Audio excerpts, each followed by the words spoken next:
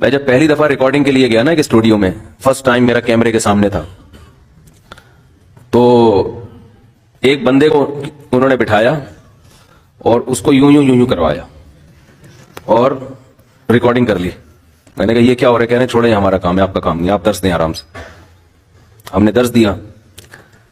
जब मैं दर्श दे रहा था तो सामने बैठे हुए लोग सो रहे थे। वो गन पॉइंट पे बिठाया उनको लाके, भाई, या शायद पैसे देके बिठाया हो, तो 50-50 रुपए मिलेंगे, थोड़ी देर बैठ जाओ।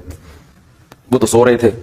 लेकिन जब वो रिकॉर्डिंग चली है तो ऐसे लग रहा है मैं दर्श दे रहा हूं, सामने बंदे बैठ के, जबरदस्त, हर एक की समझ में आ रहा है। समझ रहे? तो वो यूं यूं यूं करवा के ना उससे। तो अब मैं सोच रहा हूं कि हम भी ये सेटअप शुरू कर दें। भाई आप तो बोल नहीं रहे, तो हम एक बंदे को हंसा के या एक बंदे को रुला के या एक बंदे को यूं यूं करके या यूं यूं करके, जब मैं आपसे कोई बात पूछूंगा ये दुरुस्त है, अगर दुरुस्त नहीं होगी तो एक बंदा हम कैमरे में दिखाएंगे ये यूं कर रहा हूं, नहीं जी दुरुस्त नहीं। लोग कहेंगे माशाअल्लाह मुफ्ती साहब को सुनने वाले कितना गौर से सुन रहे हैं।